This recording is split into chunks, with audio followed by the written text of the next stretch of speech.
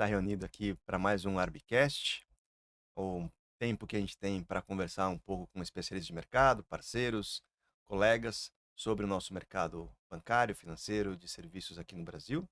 Em nome do Banco Arbi, eu sou o Fabrício Cirelli, estou aqui com a Patrícia Claro, e a gente está recebendo hoje um convidado muito especial, que é o Edu Rossi, que além de convidado, ele é parceiro do banco, é um amigo também fora do banco e também é um especialista bem reconhecido nos temas aqui de recebíveis. A gente vai conhecer um pouco mais dele e como é que a PayHop e a Abrir tenha contribuído para o nosso mercado aqui de recebíveis do Brasil. Bom, tudo bem, Patrícia? Bom dia, Fá, bom dia, Edu, obrigada pela presença. É um tema bastante importante no mercado hoje em dia. Então, a primeira pergunta que eu gostaria de fazer para você é: quem é o Edu fora Payhop, fora associação? Conta um pouco para gente. Bom, bom dia, muito obrigado aí pelo convite. É uma honra aqui para mim, enquanto representante aqui da Payhop também, estar com vocês, né, e falar um pouquinho da minha história, falar um pouquinho da Payhop, né, e também da Abrir. Eu acho que eu sou um empreendedor aqui, nesse último ciclo de 5 anos aqui que eu estou empreendendo, né, na Payhop. Acho que minha carreira começa ali, eh, trabalhando no mercado financeiro desde 2003, né. Legal. Trabalhei por 8 anos aí no segmento de seguros, trabalhei na Itaú Seguros, trabalhei no Citibank, na antiga Credicar, Uhum. que é na época da cisão Credicar City e tal. Bacana. Eu tive a oportunidade também de realizar um MBA e estudar fora do país aí por 2 anos. Trabalhei também em consultoria estratégica no BCG e trabalhei por 5 anos, entre os anos de 2015 e 2020, no Pátria Investimentos, numa companhia específica do portfólio chamada Supplier Card, que era uma empresa de crédito B2B, né? Então aprendi muito desse mundo de crédito B2B, crédito em cadeias produtivas e tudo mais. E participei ativamente também da venda da empresa para TOTVS, que hoje é aquela vertical TOTVS Techfin, né? Que Sim. hoje, enfim, tem uma joint venture até com Itaú e tudo mais. E em 2020, desde 2020 eu estou liderando aqui a Payhop, né? Mas fora a parte do trabalho também, né? Sou paulistano, né? Nascido e criado aqui. Sou casado, tenho 2 filhas, uma de 10 anos e uma de 8. E, enfim, estou muito feliz de estar aqui conversando com vocês. Boa. Legal, Edu. E o que te levou assim o que sua experiência construiu para te levar a querer empreender num mercado tão complexo como o brasileiro, Uhum. mais envolvendo serviço, crédito, regulamentações? Qual foi sua principal motivação e oportunidade que você viu para empreender e começar a ver essas oportunidades que existiam no mercado para a Payroll? Eu acho que foram 2 coisas, né? Acho que uma, o momento em que a gente estava ali naquela virada de 2020, momento da, né, pandemia, tudo mais também, e o momento do mercado de investimentos e de disrupção numa série de mercados aí, principalmente que no nosso mundo aqui, né, o Banco Central propôs ali, né, sejam elas disrupções voltadas ali por Pix, né, para a parte de Uhum. pagamentos, enfim, câmbio, Open Finance, né, Uhum. uma série de inovações que foram implementadas e vêm sendo implementadas aí, a gente vai falar um pouco mais sobre isso, mas sei lá, de 10 anos para cá praticamente. Mas também do ponto de vista pessoal, né, eu brinco que eu minha carreira, eu cada vez fui trabalhando em empresas menores, né? Então, comecei lá no Itaú, que tinha, sei lá, 80 mil pessoas, Sim. fui para o Citibank, que tinha 8 mil, BCG no Brasil tinha, sei lá, 300, 200, Uhum. a Supplier Card tinha 150, Pô, e reduziu aí, mesmo. e aí vai indo, até que a gente Payroll tinha começa a dois. Payhop com eu e o meu sócio, o Arthur, 2 pessoas, na pandemia, cada um na sua casa ali, em 2020. Então, eu brinco que eu tive essa oportunidade de quanto, quanto maior a empresa, claro, você tem um enfoque, né, um escopo de trabalho muito mais departamentalizado, você aprende muitas coisas, né, em grandes empresas, mas quanto menor a empresa, maior é o seu poder de atuação, de fazer a diferença, de mudar, enfim, processos e Sim. evoluir as companhias e tudo mais.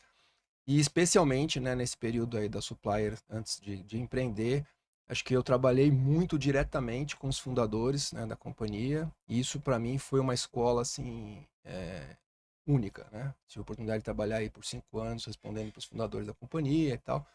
Então acho que foi uma experiência que me agregou muito, assim, né? De olhar a empresa como um todo, os diferentes aspectos, tal. Então acho que isso foi uma oportunidade muito legal. Então essas duas coisas combinadas me fizeram tomar a decisão de empreender ali em 2020, né? Legal, muito bom. E antes da gente entrar, né, na Payhop, no modelo de atuação dela, eu acho que cabe aqui uma contextualização, até para quem está nos escutando, nos assistindo, né? A gente fala muito de recebíveis e essas travas de recebíveis. Então, conta pra gente, assim, se você conseguir de uma maneira bastante didática, o Uhum. que são esses recebíveis e essas travas? Certo. Então, vamos lá. Vamos falar especificamente de recebíveis de maquininha de cartão, Tá bom. tá? E quando a gente olha para o ecossistema de cartões, né, a gente sempre, isso é no mundo todo, a gente tem os seguintes participantes desse ecossistema. Você tem o banco emissor, né, que é o banco que emite o cartão, né, então a Uhum. Itaú Cartões, O meu plástico Nubank, lá. etc. Tá. Né? Você tem as bandeiras, né, que são Visa, Master, Elo, Max, enfim, as empresas que trafegam a informação, né? Você tem as credenciadoras e subcredenciadoras, que são as maquininhas, né? Então, e aí você tem o lojista, né, que aceita cartão, e o portador do cartão, que é a pessoa física, nós todos, né, quando vamos fazer uma compra. Muito bem. Toda vez que um lojista aceita cartão de uma pessoa física, na banca de jornal, na loja de brinquedo, loja de roupa, enfim, não importa, e é passado o cartão na maquininha, né? Existe uma autorização ali na hora, né, Uhum. da compra na maquininha, e o lojista deixa de correr o risco de crédito da pessoa física pagar ou não aquela transação, que ela está paga. Né? E depois o banco emissor vai correr o risco de crédito de nós, ou eu, vocês, pagarmos a fatura ou não, né? E ele que concedeu esse crédito. Mas o lojista, ele está garantido ali, ele recebeu, né, a comunicação através da bandeira, foi aprovada. Perfeito. Entretanto, no Brasil, e isso já vem de décadas, lá desde os anos 90, enfim, existe um período para esse lojista receber o dinheiro dessa transação, que é um período considerado longo, né? Assim, bem longo, assim, fora dos padrões mundiais, inclusive, até uma típica jabuticaba, né? A transação de crédito à vista, ela é liquidada para o lojista em 30 dias. 30 dias ele fica sem receber essa operação. Isso. Vendeu o É, restaurante ali, vendeu o prato. exatamente. E se for uma venda parcelada numa loja de roupas, numa loja de brinquedos, etc., o lojista também recebe em 30, 60, 90 e tal. Então, o que acontece? Os lojistas todos, eles têm, de novo, desde do pipoqueiro até a Casa Bahia, todos os lojistas, quando você olha lá para o balanço dele, ele tem um contas a receber, que é um contas a receber muitas vezes bem relevante, porque a maioria das vendas hoje é em cartões, né, em muitos segmentos, contra as maquininhas, contra as empresas credenciadoras, contra a Cielo, PagSeguro, Stone, enfim, né, as empresas de maquininha. E ele vai receber aquele fluxo. Só que o lojista tem necessidades de caixa, tem necessidade de pagamento, né, de comprar seus insumos, de pagar seus funcionários, enfim, de Imposto. viver, né, Uhum. respirar, comprar e vender. E muitas vezes isso não conversa com esse prazo tão longo do float, que a gente chama, né? Desse prazo de pagamento de recebimento. Então, muitas vezes o lojista recorre à antecipação desse recebível. Né? E normalmente, né, a maior linha de receita de todas as empresas credenciadoras é a antecipação de recebíveis. Né? E aí dando esse. Então, isso é um ecossistema padrão. Né? O que Uhum. não é padrão no mercado brasileiro é ter uma característica do mercado brasileiro, é ter esse prazo bem extenso de recebimento. Né? E aí o Banco Central, visando trazer dinamismo para esse mercado, visando trazer mais opções e empoderamento para o lojista, né, que tem nas mãos um ativo muito bom, né, um contas a receber, Garantido. com o risco de crédito baixíssimo, porque as grandes credenciadoras pertencem aos grandes bancos, enfim, não existe praticamente um risco de crédito dessas contas a receber. O Banco Central procurou trazer mais alternativas, mais concorrência, mais competição e reduzir, né, o custo de acesso à antecipação ou a crédito alavancando esses recebíveis de maquininha dos lojistas. Então, para que isso acontecesse, ele colocou a resolução 4734, ele colocou um novo ente nesse ecossistema dos recebíveis de cartão, e chamou, né, essas são as entidades registradoras, né? O que são as entidades registradoras? Elas são infraestruturas de mercado financeiro, são empresas reguladas pelo Banco Central e que têm um papel de uma autorregulação, inclusive, desse mercado, e ele obrigou as empresas de maquininha a informar nas entidades registradoras, né, cada uma de sua escolha, todo o fluxo de pagamentos que a maquininha faria ou tem a fazer para os lojistas. Então, qual que é o impacto prático disso? Você tem um mercado que fica com uma unicidade de informação, ou seja, então qualquer empresa, qualquer financiador, qualquer potencial credor de um lojista pode consultar, através de uma consulta na registradora, se aquele lojista tem vínculo com maquininhas de cartão, quaisquer que sejam, se ele tem dinheiro a receber, como está o status desse dinheiro a receber, se foi travado para algum outro participante, algum outro fundo, alguma outra credenciadora, se ele pode ser dado em garantia ou não. Né? E antes da 4734 não era assim que funcionava. Antes da 4734, praticamente, né, o lojista tinha a opção de fazer a antecipação com a própria maquininha que tinha capturado a transação. E isso gerava um custo alto, né? Porque se eu sou a única fonte de antecipação para você, eu posso fazer um preço um pouco mais salgado. Né? Então, isso já essa legislação ela entrou em vigor em 2021, 4 anos e meio já, e ela, assim, teve diversos desafios operacionais, que a gente pode falar um pouco aqui, mas ela foi um sucesso do ponto de vista de redução do spread das antecipações dos lojistas, e cada vez mais começa a ser também um sucesso nos outros usos mais criativos e até mais rentáveis para o próprio lojista do recebível. Né? Por exemplo, para conseguir um limite de crédito junto a fornecedores estratégicos, conseguir prazo de compra, né? Conseguir linhas de crédito, de capital de giro, etc., com garantia dos recebíveis. Né? Então, é uma legislação que veio realmente para facilitar e melhorar o acesso a crédito do pequeno e médio, né, principalmente, mas, enfim, de todos os lojistas que tenham esse recebível de cartão. Então,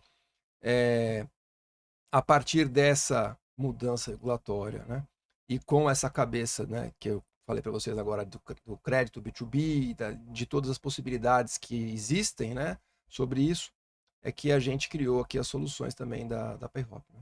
Legal. Vamos aproveitar o gancho. Fala um pouco da PayHop. O que vocês fazem lá? O que você tem visto de benefício para esses merchants no total? Aí como vocês estão vendo a evolução desde que ela foi fundada até agora?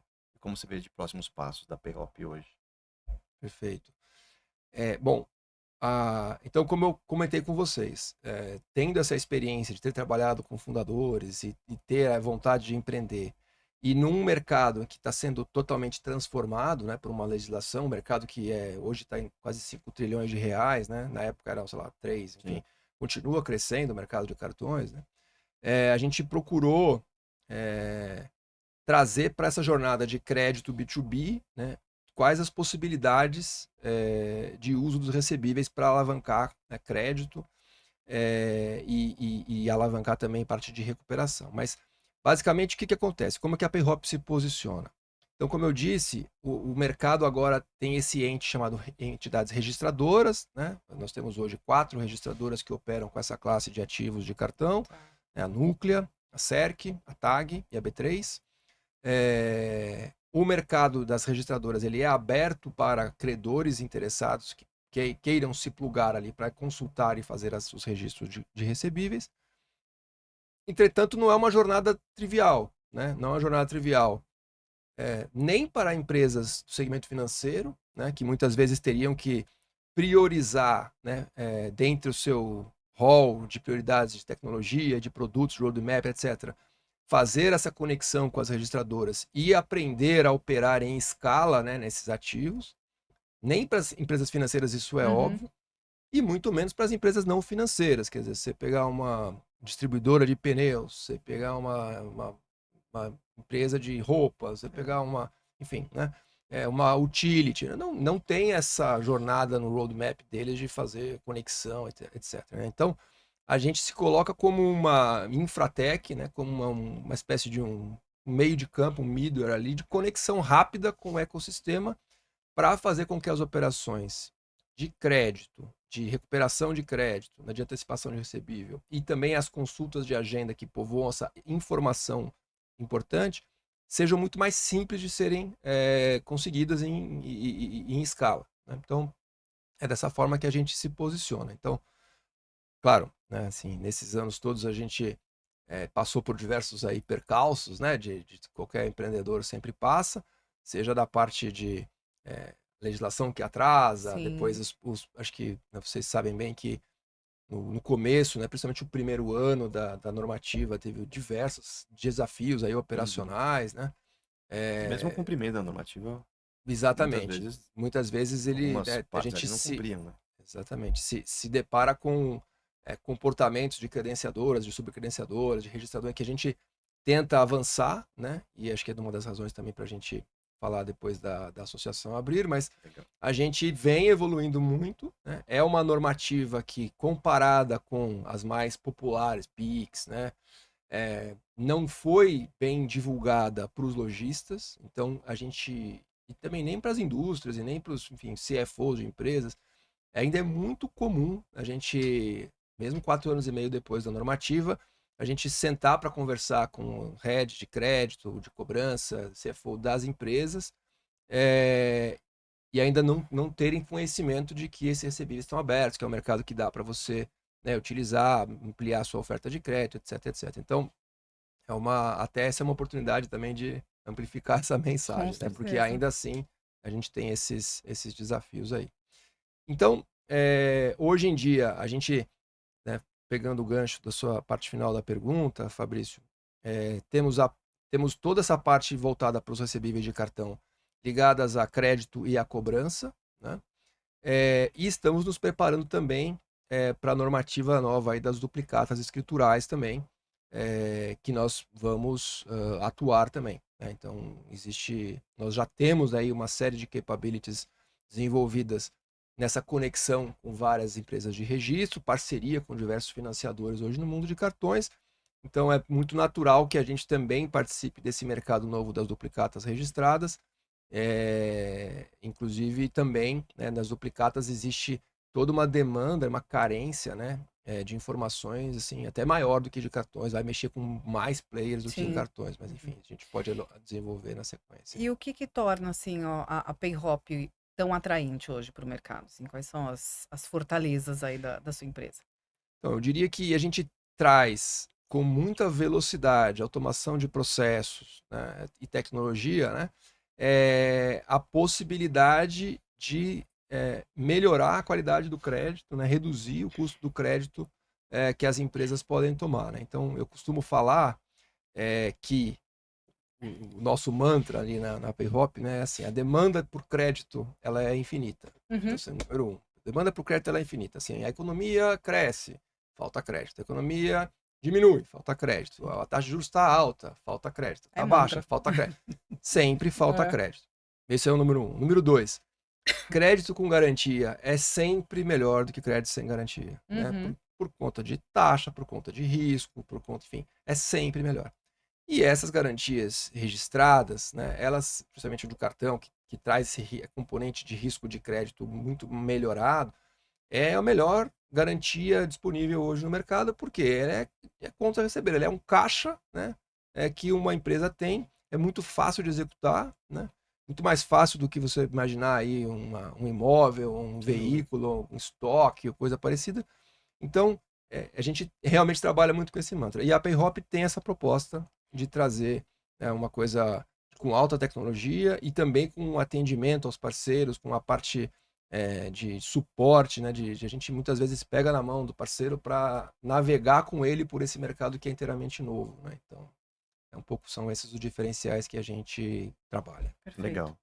Pegar sua parte final aqui de um mercado inteiramente novo e a parte anterior que você comentou sobre a falta de conhecimento principalmente das pequenas e médias empresas, sobre essa estrutura, né? Então, hoje, o que você comentou?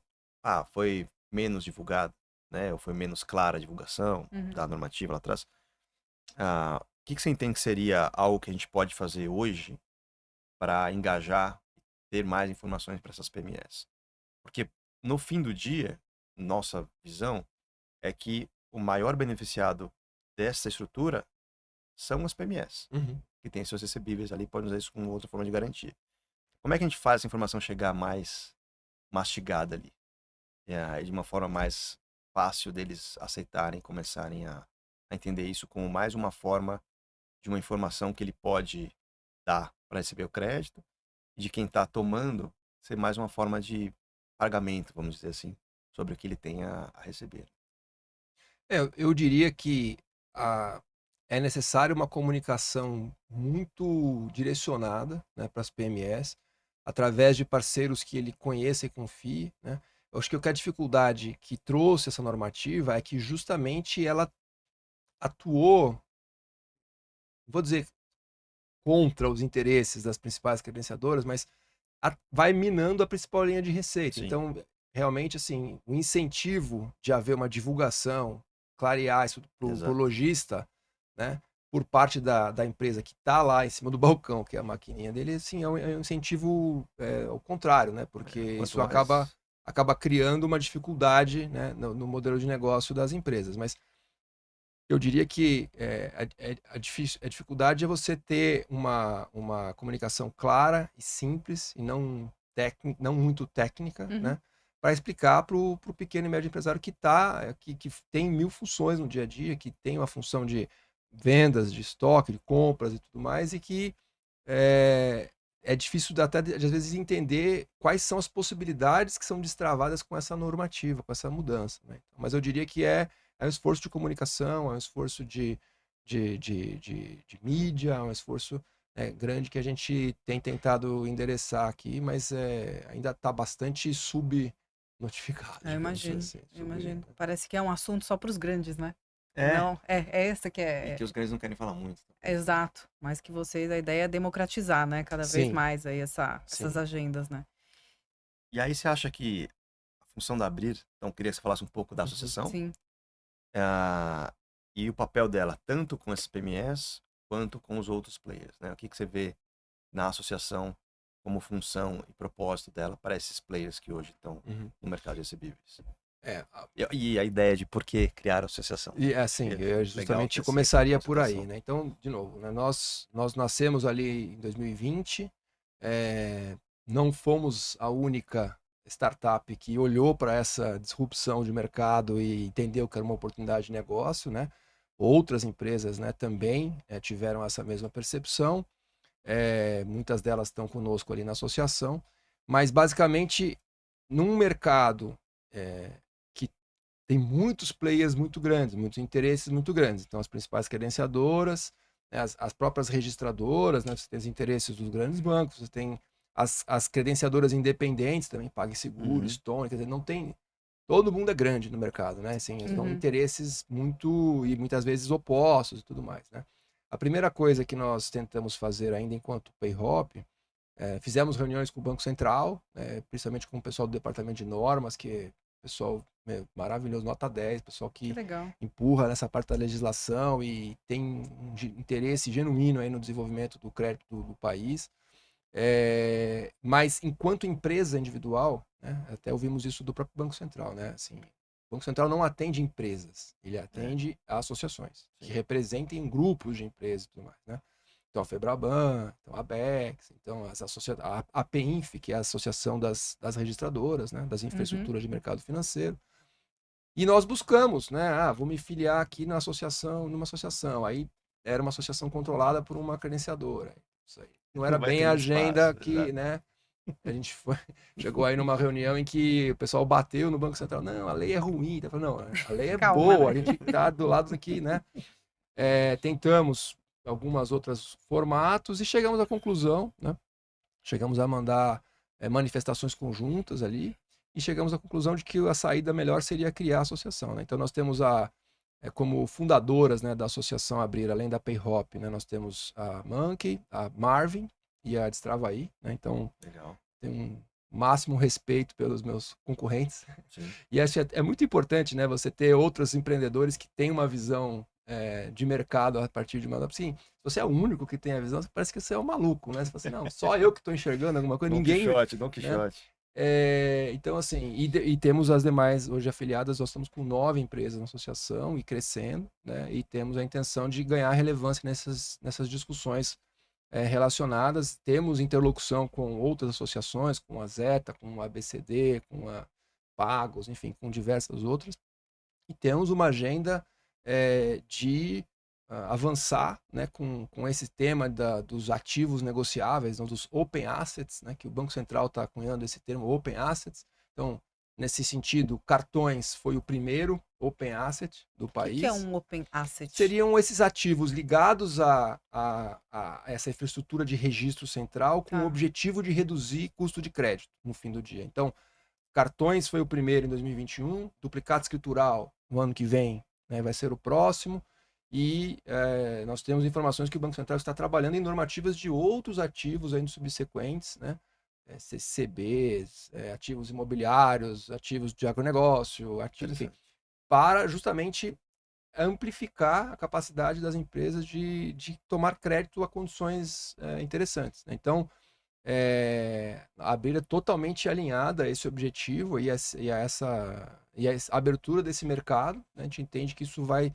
ser muito benéfico para diminuir o custo do crédito para as empresas, principalmente as pequenas e médias aí do país. Então, temos uma agenda de expansão da associação, temos uma agenda de ganhar relevância no debate político, inclusive, né, em Brasília e tudo mais. Então, é um pouco por isso que a gente criou a associação e está avançando nessas agendas aí.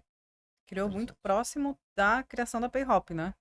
A associação agora completou 2 anos. Tá bom. Então, foi na metade do caminho. Tá. 2023. Entendi. Legal. E você já tem sentido um retorno... do ponto de vista de interlocução com os players, né, de interlocução com as registradoras, de interlocução com o próprio Banco Central, sem dúvida, sem dúvida. A gente tem uma proximidade interessante, somos, de certa forma, aliados nessa busca por comunicar a inovação da melhor forma, né? Então, acho que isso é uma coisa bem positiva, assim. Então, fica a dica também para outras infratechs que trabalham com SBIVs quererem se associar, quem está abrindo um novo business aí, querer associar, acho que ganha relevância é importante. O Edu, eu queria também explorar um pouco a parceria que a PayHop tem com o banco já tem um tempo. Sim. Então, seria legal explicar um pouco. A gente tem alguns serviços que a gente chama de Bank as a Service. Então, eu queria reforçar um pouco contigo, assim, como é que o banco tem atendido, que tipo de serviço a gente tem com a PayHop hoje. E a gente já tem, spoiler, né, mas já tem alguns outros projetos a caminho para ampliar a parceria. Estava falando disso, inclusive, antes de começar. Não, perfeito.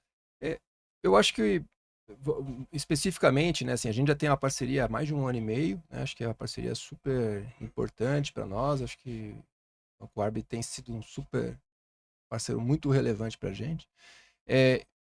Fundamentalmente, né, uma das pernas aqui que eu falei da proposta de valor, né, olha, qualquer financiador pode ir diretamente na registradora, travar o recebível com o consentimento do dono do ativo, do lojista e tal. Só que fazer isso em escala é complexo. Se você não investir nisso propriamente e tal, você tem toda a parte de infraestrutura, toda a parte de conciliação, toda a parte de back-office, toda a parte de contestação, enfim, tem N situações, né? Mas especificamente essa parte de conciliação, ela é um dos, né? Mas é um dos principais aí, pontos nevrálgicos da normativa, né? Porque quando você faz um contrato, um registro de recebíveis, aí, uma cessão fiduciária, autoexecutoriedade, a liquidação desses recebíveis numa conta bancária, ela vem identificada somente com o valor e a bandeira e a credenciadora.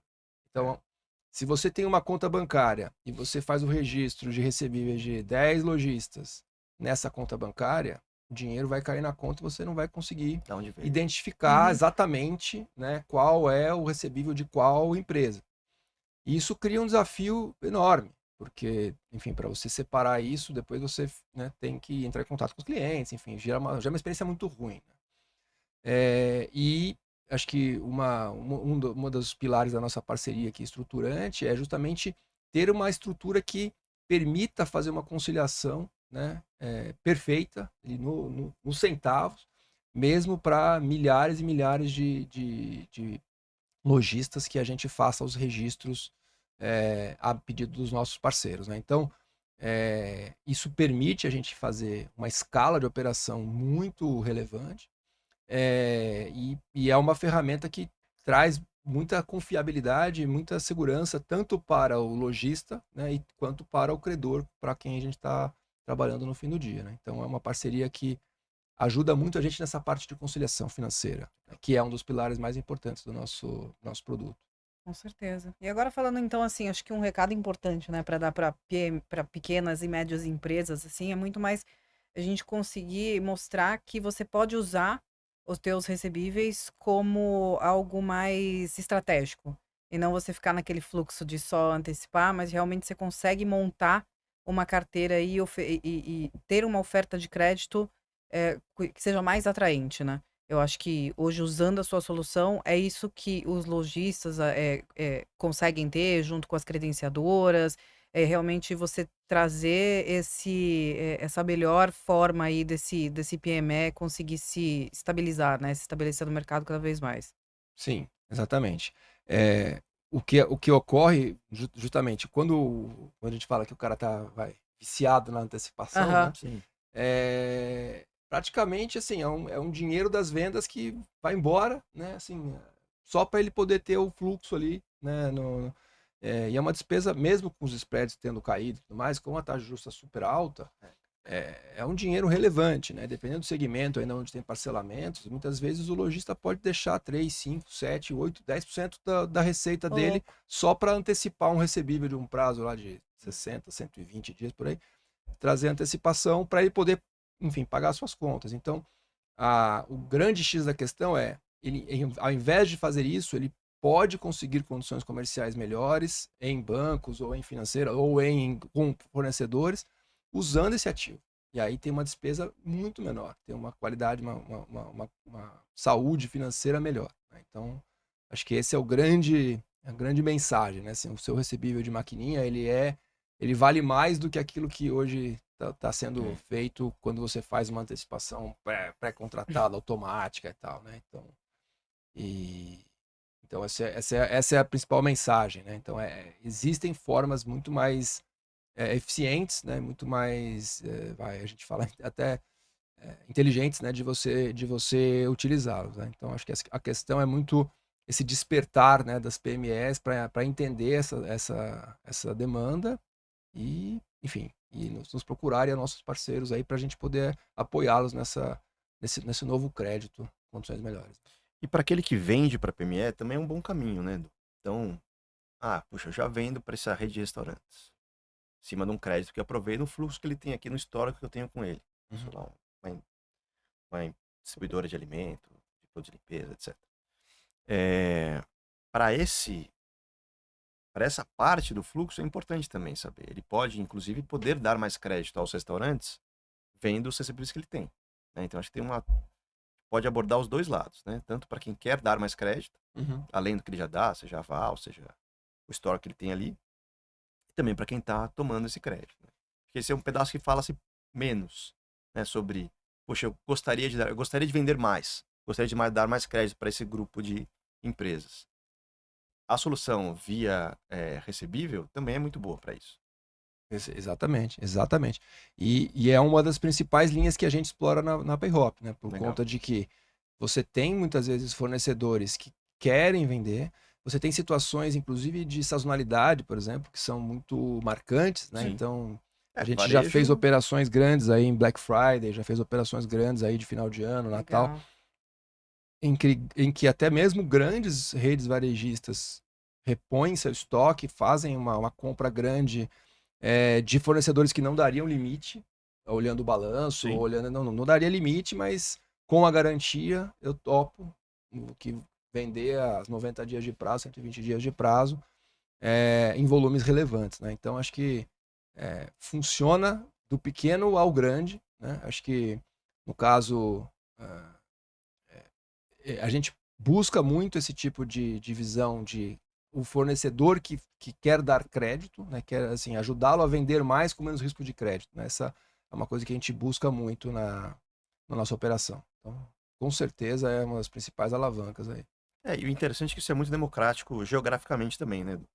Então, pode ser São Paulo, que é o nosso pedaço aqui, pode ser o Sudeste, mas o Brasil inteiro funciona assim, né? E hoje, via as registradoras, a gente tem abordagem nacional. Isso. Então, obviamente tem a concentração de volume por conta da concentração de PIB, mas ele é factível para todas as partes do Brasil. Não tem, poxa, deve ter algum desafio aqui e ali em termos regionais, mas é uma solução e um fluxo que funciona para o país inteiro, né? Então, eu não sei qual que é a sua visão sobre a questão geográfica aqui. Se a gente tem, poxa, essas certificadoras aqui têm mais dificuldade em certa região, outras não têm. Qual que é a sua visão geograficamente no Brasil sobre isso? Está muito parecido? Não, tem alcance nacional, Legal. tem total condição e é evidente que você tem talvez alguma regionalização da parte das subcredenciadoras e tudo mais, mas como estão todas no ambiente de registro, né, você tem acesso a esse fluxo, tem acesso a essa consulta, a essas informações, não importa onde, né? Então, isso tem um alcance nacional, sim. E está tudo interoperável. Isso. Acertei? Não Interoperabilidade. sei. Boa. Exato. Aí, olha ele que sabe. Agora, aproveitar aqui um pouco do que a gente está chegando mais pro finalzinho. Você falou um pouco sobre duplicata escritural. Isso. E é algo que está para ser regulado? Em que pé que está aqui esse tema?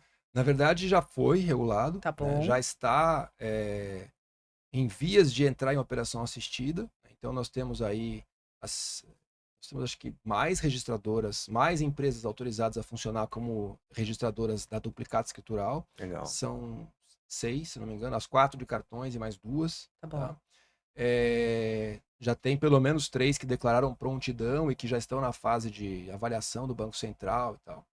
O Banco Central tem divulgado um cronograma em que ele, no final do primeiro trimestre do ano que vem, autoriza o início da operação assistida, em que não é obrigatório o registro da duplicata para negociação no mercado, mas ele já pode ser feito. E ali para o final do ano que vem, uns 6 meses depois, quarto trimestre do ano que vem, possivelmente já vai entrar, né, em vigor a obrigatoriedade do registro, né? Então, Legal.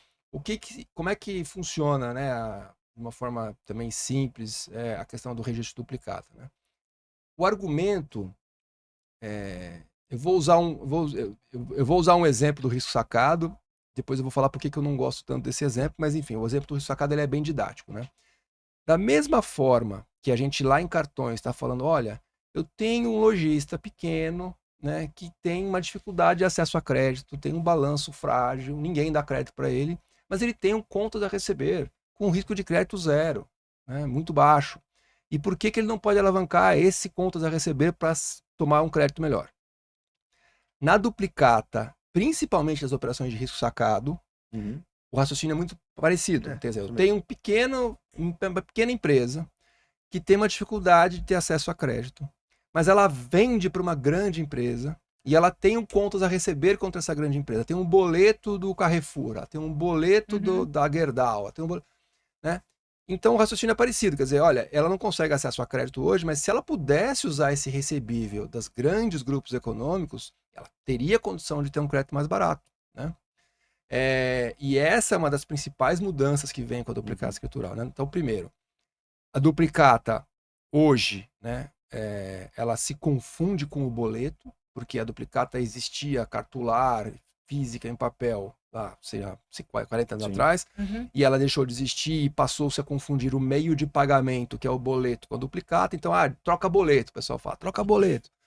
E é por isso que os bancos pagam muito para ter os boletos das empresas, porque eles conseguem ter essa leitura de tudo que a empresa vende, né?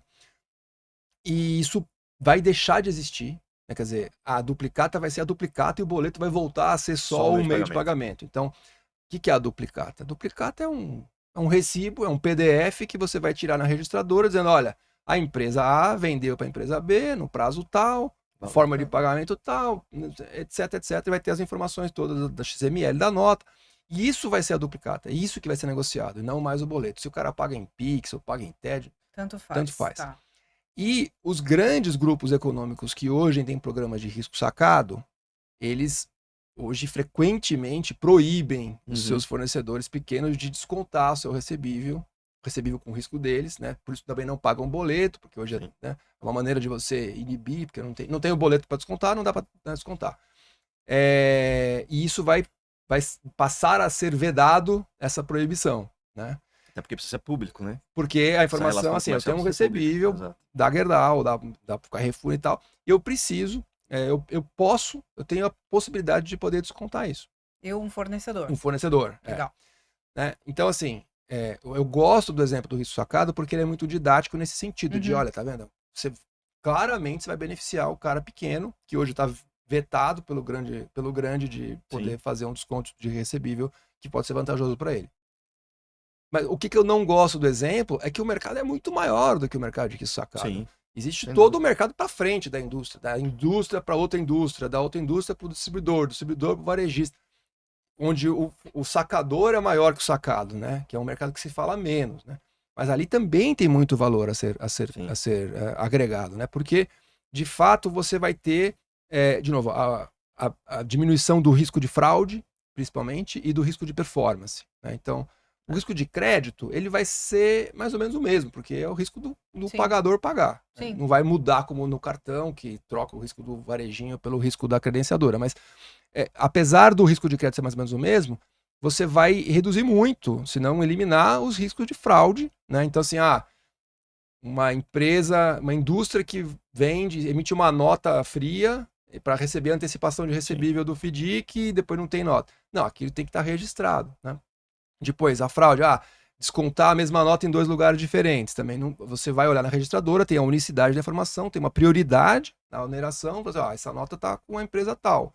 Então, se ela está com a empresa tal, não pode estar com outra. Não pode estar com outra. Né? Então, esses 2 aspectos, eles vão ser muito relevantes aqui. E essa mudança, ela vai mudar, ela vai trazer necessidade de alteração do mercado todo de PDICs, no mercado todo de factories, no mercado todo e nos próprios bancos também, né? Sim. Os bancos estão acostumados a, como tem a informação do boleto, ter praticamente assim, uma posição muito privilegiada ali, né? E um outro aspecto bastante importante da duplicata, né, que a gente vê oportunidade também, é o seguinte, de novo, comparando com cartões para ser didático, né? Em cartões, o Banco Central colocou uma obrigação nas credenciadoras e subs, você tem que passar o seu fluxo de pagamento para a registradora. E aí, de novo, uma empresa como a PayHop ou qualquer outro financiador consulta o fluxo sem ter conexão direto com a credenciadora. Eu não tenho conexão com a credenciadora. Mas as credenciadoras são, sei lá, 100 credenciadoras, alguma coisa assim. As principais são, enfim, 10, 15 empresas. São todas empresas financeiras, reguladas direta ou indiretamente pelo Banco Central, sabem o que é o Banco Central, sabem o que é uma normativa do Banco Central, uma circular, uma resolução. A responsabilidade sobre isso, né? E nas duplicatas, o Banco Central coloca essa obrigação no sacador, quer dizer, coloca no mercado financeiro no seguinte sentido, para você descontar uma duplicata, ela tem que estar registrada. Né? Mas no fim do dia, a empresa sacadora, que é a indústria, que é quem vai emitir a duplicata, precisa estar conectada com alguma registradora. Sim. Mas aí não são 100 empresas, são 1 milhão de empresas. E é empresa da economia real, que nem sabe o que é Banco Central. Sim. Tipo, já ouviu falar, então, assim, tá lá longe. Você agora precisa procurar uma escrituradora de recebível para você poder descontar a sua duplicata, trocar seu boleto, entendeu? Então, assim, eu faço um paralelo com a reforma tributária, né? Aprovaram a reforma tributária lá em 2023, sei lá. E todo mundo, beleza. Aí, agora vai começar a chegar assim, olha, você aluga um imóvel, sabia que vai mudar tudo? Você comprou um carro, agora mudou tudo. Assim, vai começar, o cara vai dar aquele desespero, meu Deus, como é que eu faço? Então a gente acha que tem oportunidade aí, porque a gente traz capilaridade para as registradoras, para chegar nessas empresas, principalmente as médias. As grandes, acho que os bancos vão chegar também, mas nas médias, né, não vai ser simples. Se existe um gap de comunicação em cartões o lojista que está acostumado. Imagina nesse mundo da Com duplicata, né? certeza. Então, Que o muito mais papel aberto. aí dos RPs, o papel dos bancos, tudo mais, e das próprias registradoras, é um papel também muito de articular e divulgar essa novidade, né? E Uhum. não é fácil, né? Com certeza. Que bom que você está aqui, então, já para a gente começar a falar. A gente está chegando aqui no final. Antes de mais nada, eu quero te agradecer. Eu achei super didático, Ah, professor, né? né? Muito, muito. Obrigada mesmo aí pelo seu tempo, de poder nos dar aí o prazer da tua companhia, explicar com mais detalhes aí sobre a empresa, a associação e esse mercado aí que realmente tem bastante aí coisa para a gente poder fazer juntos. É interessante sempre a gente pegar o histórico, né? O que nos trouxe até aqui, né? Uhum. Então, acho que seria muito difícil a gente falar de duplicado escritural hoje sem ter passado pela experiência desde 2020 de cartões, né? Então, acho que tem vários Com certeza. lições aprendidas que você até comentou. Né? Não sei se tem alguma mais que você queira comentar, mas do que foi feito e aprendido no pedaço de cartões com a duplicado escritural, que dá para ver ano que vem. Acho que é muito legal a gente conseguir passar essa de forma didática e de forma estruturada e ainda assim descontraída, para que a gente possa ter essa informação chegando em mais gente. Ah, então, obrigado de novo por estar aqui. Obrigado pelo seu tempo, por compartilhar conhecimento e história aqui com a gente. Sucesso na associação, sucesso na Perhop. A gente tem muito orgulho de ter vocês como parceiros da gente. E é uma parceria que a gente vai aprofundar cada vez mais também. Muito obrigado. Obrigado, Patrícia. Obrigado, Fabrício. Valeu, Edu. Muito obrigado pela oportunidade e vamos juntos. Não posso esquecer aqui. Por A favor. gente tem um presente. Calma aí, toma cuidado que eu me emociono. Vou derrubar. Obrigada Muito obrigado. pela participação. Muito Espero obrigado. que você goste. Opa, Obrigado pelo tempo de novo, Edu. muito obrigado. Opa, nossa, que beleza. Muito obrigado mesmo, viu, pessoal? Legal, Edu. Obrigado. Muito obrigado. Queria que você compartilhasse com a gente um pouquinho de como as pessoas podem conectar ou contatar a Perhop, a associação, ou mesmo você. Como é que está o seu acesso ali? Não, perfeito. Então, da Perhop, né? perhop.com.br. No LinkedIn eu tô com o Eduardo Rossi mesmo, acho que é fácil de me achar. E da Abrir é abrir.org.br, tá? Muito obrigado aí. Legal, Perfeito. valeu, Edu. Obrigado, pessoal. A gente fica por aqui mais esse podcast. Acompanhem nossas redes sociais no LinkedIn ou no Instagram para acompanhar este episódio, o corte desse episódio, os passados, os que virão também. E obrigado pelo tempo de vocês. Espero que a gente tenha podido contribuir aí com melhor e mais informação para o nosso mercado financeiro aqui no Brasil. Obrigado, Patrícia. Muito obrigada. E até a próxima. Valeu, gente.